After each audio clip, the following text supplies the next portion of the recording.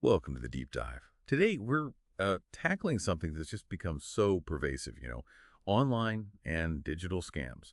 They seem to be absolutely everywhere, and frankly, they're getting disturbingly good. Our source for this deep dive is excerpts from Cybersecurity and Darker Objectives Part 3 Scams, Online and Digital Scams. And our mission today, well, we want to get past the usual headlines. Understand the real structure, the psychological games behind these frauds, pinpoint those critical warning signs, and look at prevention, both what institutions are doing and what you can do yourself. Okay, let's unpack this. So just to get us started, when we say online and digital scams, what are we really talking about here? It's basically any kind of fraud happening over the internet, right? Often uses deceptive emails, maybe fake websites, misleading messages, all designed to fool you, get you to give up personal info, or more likely, your cash. The usual suspects. Phishing emails, those annoying tech support scams, maybe even fake online stores that look totally real. Yeah, and what's fascinating here, or maybe terrifying, is the scale, the actual financial hit. Our sources show the FBI's Internet Crime Complaint Center, IC3, they got over 880,000 complaints just in 2023. Wow, 880,000. Yeah, and get this. The reported losses were over $12.5 billion. There's a billion, with a B. With a B. And another report suggests Americans lost $10.3 billion in just 1 year to these scams. Right. It's staggering. Really shows how widespread this is. It really does. And you have to ask, how are they getting away with so much? Because it feels like it's not just the number of scams, but they're getting smarter. Oh, absolutely. The sophistication is increasing dramatically. Cybercriminals are weaving in things like artificial intelligence now. They're using deepfakes, chatbots. All this tech makes the scams more convincing, harder to spot, and just ramps up the risk for everyone. Which leads us to something I found really unsettling. Here's where it gets really interesting. The actual anatomy of these scams. Yeah. It's not random, is it? Our sources say there's a calculated plan, a blueprint they follow, like stages. Precisely. It's not haphazard. It's almost an industrialized process, usually unfolds in about 6 key stages. And stage 1 often starts way before you even notice anything fishy. It's reconnaissance and target profiling. Okay, so spying, basically. Pretty much. Scammers dig up info on potential targets. They use leaked databases, your social media profiles, public records, whatever they can find. They build these detailed profiles. Why? So they can personalize their approach, make it seem legit. Like knowing your birthday or... Exactly. Your birthday, your pet's name, maybe where you just went on holiday. That detail makes their emails or messages feel much more real, much more convincing. Helps bypass security questions, too. Creepy. Okay, what's next? Stage 2 is the hook. This is where they make contact. They create some kind of tempting offer or an urgent problem. The goal is to trigger an immediate emotional reaction. Curiosity, fear, maybe greed, or even sympathy. So like you've won the lottery. Yeah. Or your account is compromised. Exactly those kinds of things. Promises of huge crypto returns, alerts about finding money, fake lottery wins needing a fee, anything to get that instant gut reaction. Got it. Stage 3, building trust and credibility. Once they've hooked you, they work hard to seem trustworthy. This means impersonating entities you already trust. Spoofed emails looking like they're from your bank, cloned websites, fake customer support numbers. In things like romance or investment scams, this can take time. Yeah. Weeks, months sometimes. They build rapport, they use official-sounding language, fake documents, logos, and now AI is a game changer here. How so? AI can generate deepfake videos, voice clones, making impersonations incredibly realistic. It really blurs the line. Okay, that's deeply concerning. Stage 4. Stage 4 is the exploitation of psychological triggers. This is pure manipulation. They're trying to short-circuit your rational brain. They play on greed with promises of easy money. They use fear, your account will be closed, legal action is pending. They create false urgency, act now or lose out. Or they invent sob stories, personal crises, especially in charity or romance scams, to get your sympathy. The aim is impulsive action. Right. Stop you from thinking it through. Exactly. Then comes stage 5, execution. This is the crunch point, where you lose money or your data gets compromised. The methods vary. Classic phishing via email, smishing through texts, vishing over the phone, all trying to get you to click a bad link or call a fake number. Okay. Then there are SIM swap attacks, tricking your phone company to transfer your number to their SIM card so they can get past two-factor authentication. Fake investment platforms they direct you to. Authorized push payment scams where you willingly send money because you believe it's legitimate. And in crypto, there's the poison wallet tactic, sending money to a wallet address that looks almost identical to a real one, maybe just one character off. Wow. That's devious. And the last stage. Stage 6. Obfuscation and money laundering.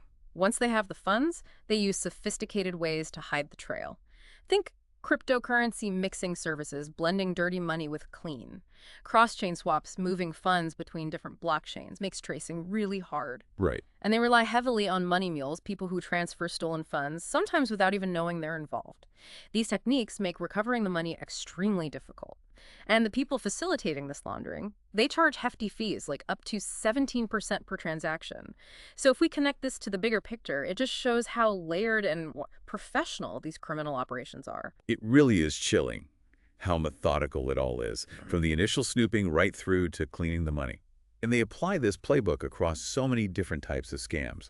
Our sources mention the common ones: phishing, obviously, fake e-commerce sites, tech support scams, malware, ransomware, investment and loan scams, especially those crypto ones, website cloning, scams on online marketplaces, social media, text message scams. The list goes on. It does. And despite the variety, they all tend to rely on these core psychological mechanisms. The big one is always creating urgency or fear or time pressure. Anything to make you panic and not think clearly. Often done through social engineering, pretending to be someone in authority, like a bank official, the police, tech support. Right, the fake authority figure. Exactly. Think about tech support scams. That pop-up screaming your computer has a virus, that's pure fear and urgency, pushing you to call their number or download their software. And it's not always fear, right? Sometimes it's about building connection. Absolutely. Creating emotional bonds and trust is key, particularly in romance scams. Perpetrators build these elaborate fake personas, often using stolen photos. They shower victims with attention, build intimacy incredibly quickly, often declaring love very fast. The goal is that deep emotional hook before the inevitable crisis hits and they start asking for money. We see similar tactics in things like grandparent scams too, playing on that immediate emotional reaction to help family. It bypasses logic. And for romance scams specifically, our sources map out a pretty clear 5-stage pattern. It really highlights how planned it is. First, the scammer creates this really attractive, believable online profile, lures people in. Second, they engage in grooming, that careful process of building emotional closeness and trust over time. Third, the money requests start, always justified by some emergency medical bills, travel problems, a business issue, sometimes framed as loans or investments. Fourth, and this is really horrible, it can escalate to cybersex and then sextortion, coercing victims into sending explicit images, then blackmailing them. And fifth, the ending. The scammer vanishes, or the victim finally puts the pieces together and realizes it was all a lie. Just devastating. And it's so important to realize these aren't just lone wolves. Modern scams often operate within this complex, almost industrialized network. It might start with, say, affiliate marketing firms running dodgy online ads, promoting fake investments or maybe romance sites. These ads generate leads. They collect contact details from people who click. Then, those leads are sold off to specialized scam call centers. It's like a supply chain. A supply chain for fraud. Wow. And the money side. Equally organized. Victims are often coached on how to get money out, even told to lie to their own bank about why they need the funds, say it's for school fees or something innocent. Right. Then the money gets moved through this maze of unregulated payment processors, shell companies, often converted to cryptocurrency to make it vanish, designed to be untraceable. Which brings us back to the technological enablers, especially AI. Artificial intelligence has, frankly, made it much easier for fraudsters. Easier how? Well, think about it. AI tools can now pump out millions of highly realistic phishing emails, texts, even clone websites with very little effort. Generative AI can create convincing fake images, videos, voice clones for deep fake scams. It's getting incredibly hard to tell real from fake. Plus, bots can automate huge parts of the operations, spreading bad links, even monitoring stolen crypto wallets to steal funds automatically. Their capability has just exploded. Okay, that paints a pretty grim picture of what we're up against. Yeah. But there must be things we can do. Given we know their playbook, what are the actual signs, the red flags people should be looking for? Let's get into the common warning signs. This feels like the most crucial bit for listeners. Okay, first big one. If an offer seems too good to be true, it probably is, right? Absolutely. Massive discounts on brand names, exclusive deals way below market price. If it feels unbelievably cheap, alarm bells should ring. Assume it's a scam. Right, and that links to payment methods, doesn't it? Definitely. Huge red flag. Pressure to use risky or irreversible payment methods. If they insist on wire transfers, gift cards, iTunes, Amazon, whatever, or crypto like Bitcoin, or even P2P apps like Venmo or Zelle without buyer protection, that's highly suspicious. Or asking to use PayPal's friends and family option for a purchase. Exactly. That voids your protection. They want money they can grab quickly and that you can't easily get back. Okay, what about the communication itself? The website or the email? Look closely at the quality. Often, scam sites or messages have spelling errors, weird grammar, just clumsy formatting. But, and this is key now with AI, some scam sites look perfect text-wise, so you need to dig deeper. Like, Check for missing contact info, or if it's generic, is there an About Us page? Do the domain names look right? Watch for tiny misspellings, Amaziran instead of Amazon. Also, check when the domain was registered. A brand new domain suddenly having a massive sale. Very suspicious. good tip. What else? The classic urgency and pressure. Scammers thrive on rushing you. Deal ends in 1 hour. Act now to avoid penalties. It's designed to make you panic, stop you from thinking clearly or doing any research. And moving conversations, like off eBay or Facebook. Yes. Request to move communication off platform. If a seller pressures you to switch to private message, email, text, red flag, those platforms have protections, but they only work if you stay on the platform. They want you out of that safe zone. Okay. What about profiles on marketplaces? Scrutinize them. Fake or suspicious seller-buyer profiles. For sellers, look for zero history, hardly any activity, or maybe a sudden flood of identical 5-star reviews. That's often faked. For buyers, beware if they offer to overpay and then ask for the difference back, especially via gift card. The initial payment is usually fake. Gotcha. And unsolicited contact, emails or messages out of the blue. Huge warning sign. Unsolicited contact and impersonation. Scammers reach out pretending to be a company, a potential date, even a relative in trouble.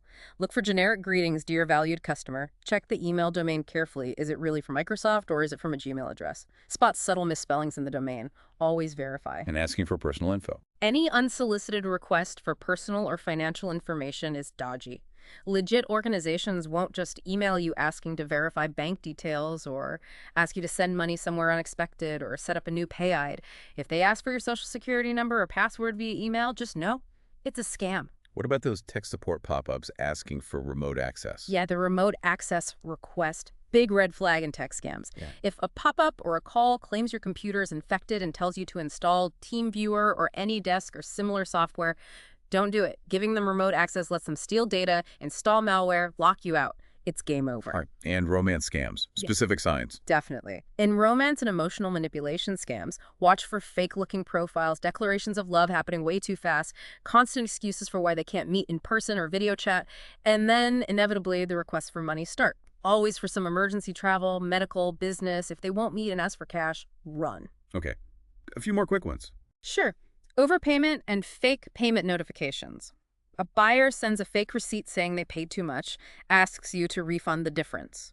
The original payment will bounce. You lose the item and the cash. Check for lack of verifiable reviews. Don't just trust reviews on their site. Look at independent places like Trustpilot, Google, the BBB. No reviews or only generic glowing ones are suspicious. And finally, requests for secrecy or threats. If they tell you not to tell anyone, threaten you with arrest, or tell you to lie to your bank, that's 100% a scammer tactic. Okay, that's a lot to watch out for, but incredibly useful. So knowing all this, how do we actually fight back? It sounds like prevention needs multiple layers. It absolutely does. Digital scam detection and prevention isn't just one thing. It's a combination of advanced tech, government action, industry working together, and crucially, individual awareness and action. Let's start with the tech. Machine learning and AI. Yeah, machine learning and AI in scam detection are becoming critical defensive tools. This tech can monitor transactions and online behavior in real time, looking for weird patterns, sudden spending spikes, logins from strange places, uses predictive modeling. MasterCard, for example, has their Scam Protect suite using identity checks and biometrics, and Singapore's GovTech agency has this system called SATIS, Scam Analytics and Tactical Intervention System. It uses AI to scan over 100,000 websites every day. It's incredibly accurate, less than 0.1% false positives, and by 2024, it had already taken down over 50,000 scam sites. Shows how AI can be used defensively. That's impressive. And what are governments doing more broadly? Well, like in Singapore, GovTech and the police use SATIS to block sites or post warnings. Plus, they have ScamShield. It's a tool for the public, an app, a helpline, website, even alerts on WhatsApp and Telegram. But people can report scams directly. Exactly. Check, block, report suspicious calls, messages, websites in real time. By August 2024, it had over 94,000 user reports and had blacklisted over 120,000 scam numbers and sites since 2022. Wow. And you see legislative efforts too, like Taiwan's Fraud Crime Hazard Prevention Act. It makes social media platforms responsible for having authentication and filtering out scam ads like those get-rich-quick ones. So putting pressure on the platforms makes sense. What about industries working together? That's the industry-led and collaborative initiatives piece. It's vital. MasterCard really pushes for ecosystem-wide partnerships, like through the Global Anti-Scam Alliance GASA. It brings together governments, police, banks, telcos, cybersecurity firms, all sharing intel. Because no single group sees the whole picture. These scams cross borders and sectors. Collaboration is key. Okay, so tech, government, industry. Yeah. What about us? What can individuals do? This feels like where most listeners can take direct action. Absolutely. Individual level prevention and cybersecurity best practices are your personal shield. So passwords first. Always. Use strong, unique passphrases for every single account. Don't reuse them, period. Right. And emails, links. Be super cautious. Don't open unexpected attachments. Don't click links, blindly hover first, or better yet, go directly to the official website yourself. Public Wi-Fi. Avoid it for anything sensitive like banking. It's just too risky. Okay. Verify URLs, email addresses. Yes, check for those tiny misspellings or fake domains we talked about. What about credit reports? Freeze them. It helps prevent identity theft if someone gets your info. And minimize what you carry. Don't walk around with your social security card. Two-factor authentication. 2FA. Enable it everywhere you can. And crucially, try to use authenticator apps like Google Authenticator or Authy instead of SMS text messages for the codes. Why not SMS? Because SMS is vulnerable to SIM swapping attacks. An app is much more secure. Also, add a PIN or password to your mobile phone account itself with your carrier. That helps prevent SIM swaps. Good point. Keep software updated. Essential. Updates, patch security holes scammers exploit. Monitor bank accounts, get credit reports. Regularly. Check for weird activity. You can get free credit reports annually. And maybe keep digital backups of important cards. Smart idea. If your wallet's lost or stolen, having copies helps. These basic hygiene steps make a massive difference. And of course, there are broader organizational and regulatory responsibilities companies investing in security, educating customers, clear laws, regulators using AI. Plus, ongoing cross-sector collaboration, sharing info in real time is crucial because these threats move so fast. And finally, just telling someone right. Public awareness and reporting. Yes. Reporting suspicious stuff through ScamShield, IC3, FTC, whatever tools are available where you are, it doesn't just protect you, it helps update the defense systems for everyone. And educational resources like the AARP Fraud Watch Network, they're invaluable for keeping people informed. So we have all these tools, all this effort. But are there still big challenges? Oh, absolutely. There are persistent challenges. For example, there's this really interesting study in Kenya in 2023.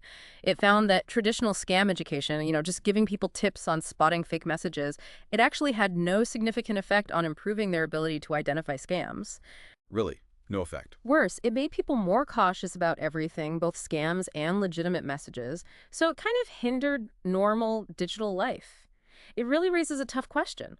How do we educate people effectively without making them overly suspicious of genuine communication? That's a tricky balance. And the other big thing is this emerging machine versus machine arms race. As AI gets cheaper and easier for scammers to use generating perfect phishing emails, deepfakes, fake support chats, our defensive AI has to constantly evolve just to keep up. It's a continuous battle. So after all this, what does it all mean? Where does this leave us? Well, this deep dive clearly shows online scams are incredibly sophisticated. They're not simple tricks anymore. They hit us psychologically, and they're run by organized global networks, a serious evolving threat. But, and this is the important part, they are increasingly detectable and preventable. If we stay aware, if we understand their tactics, if we use the tools available both personally and collectively, it really just hammers home the need for vigilance, for applying those warning signs and best practices we covered. It does, and maybe it leaves us with this thought. As AI continues to blur the lines between what's real and what's fake online, how will we as individuals adapt our sense of trust? How do we navigate a digital world where verifying reality itself is becoming, well, harder? That is a profound question to think about. A really important one. Thank you for joining us on this deep dive into the complex world of digital scams. Stay informed, stay vigilant out there, and please stay proactive in protecting yourself online.